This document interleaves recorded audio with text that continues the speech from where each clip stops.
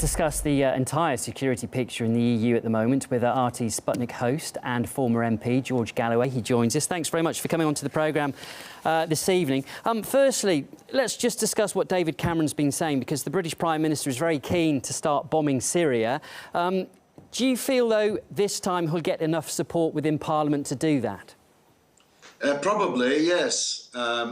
It will be more or less a gesture, because there's no shortage of people bombing Syria already, and it will not be accompanied by a crackdown on Western funding for the groups that are in the same package as ISIS, Al-Qaeda and other extremist groups. Will continue to do that.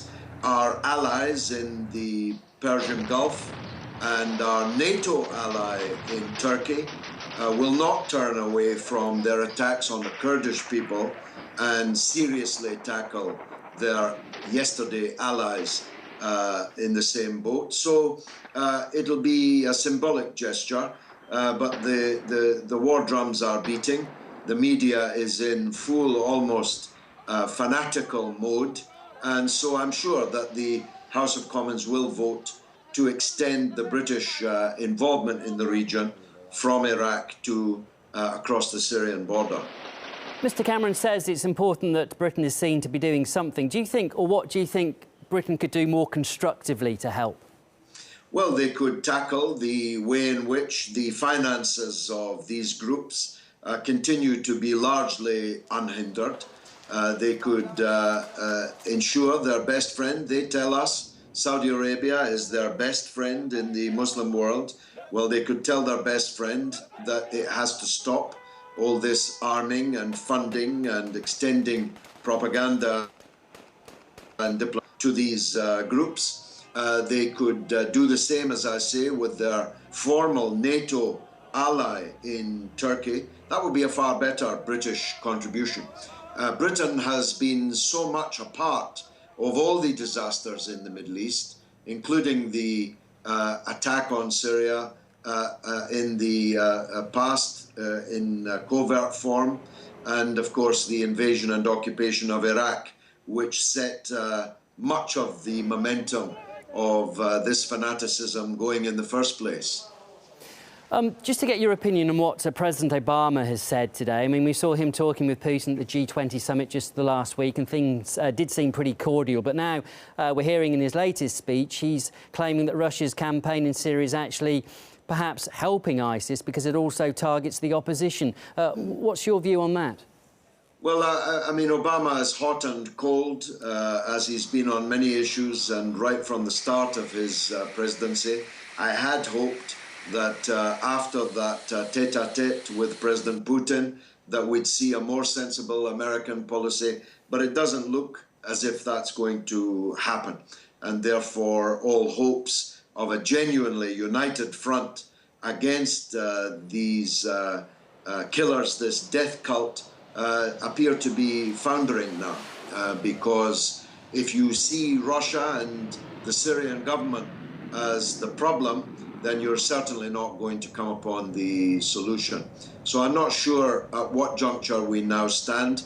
We'll get a clearer picture, no doubt, once Mr Cameron brings his motion before the House of Commons. But I don't think we're going to defeat these people anytime soon. You see, they keep talking about the need for bombardment.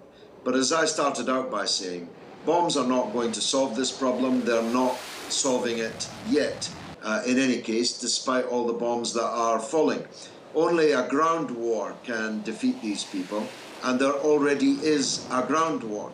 And we should support the army, the Syrian army, and the Iraqi army, who are in that ground war, and stop assisting the people that they are fighting against. It's really not rocket science, but it appears to be beyond our leaders. And just moving to Europe at the moment now, because obviously people are very concerned about security there and the refugee influx and the possibilities of terrorism that could be linked to that. Do you think tightening borders is the answer? Well, of course, border checks have to be a part of it, and I listened with some alarm to the report you just ran. I'm not sure that the Schengen Agreement can survive the crisis that we currently have. I'm not sure what all this expenditure on intelligence is achieving. There are reports today that virtually every terrorist that's been involved in outrages over recent years was already on the radar of intelligence. And indeed, the so-called mastermind of the Paris events appears to have been able to move between ISIS-controlled territory in Syria and Europe back and forward regularly without intervention, without being stopped. So there are many, many aspects to this whole affair that don't really add up, don't really make much sense. I'm not sure that the Western countries that claim to have been fighting ISIS over this last period really were doing so. And the events of the last 24 hours, where they've started to go cold on the idea, the Russian idea, of a united front, a genuine international united front against them, has, as I say, gone cold. So I'm wondering who ISIS really are, who their friends really have been, and who their enemies, as declared, really were. In terms of sort of the political ramifications too within Europe, I mean, do you see it likely that we're going to see a big move now towards far-right movements within and political parties within Europe as a result of this? Presumably this is something that they can jump onto. Yes, there's a real danger of that in France in particular, but in Belgium too. We've got a by-election coming up in Oldham. It would be very bad news, I think, if the far-right, xenophobic, nationalist UKIP were to win that by-election. But undoubtedly, the air is full of propaganda, xenophobic, Islamophobic propaganda. Let's go in. It was put to me on the radio this morning by a national radio presenter, we'll be in Raqqa by Christmas. Well, of course, the presenter had no intention of going into Raqqa himself or sending his son there, and appeared oblivious to the fact that whatever strength there is in Raqqa was greatly assisted by the British government that is now claiming they will be in Raqqa by Christmas. It's an extraordinarily convoluted imbroglio, this, and I don't think we have the men or the measures at the top in British society to meaningfully get to grips with it. And just on a final point, George, is there much of a backlash towards Muslims in Britain at the moment? This is a concern across many countries in Europe. Well, I was at a very large mosque in the Walthamstow area of London campaigning on Friday. Thousands of Muslims were there.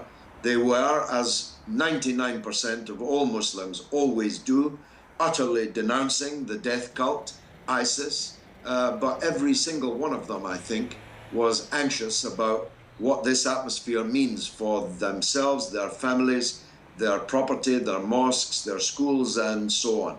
It's a very, very dark moment that we have arrived at in world history, and those who are responsible for it will be condemned forever in history, I believe.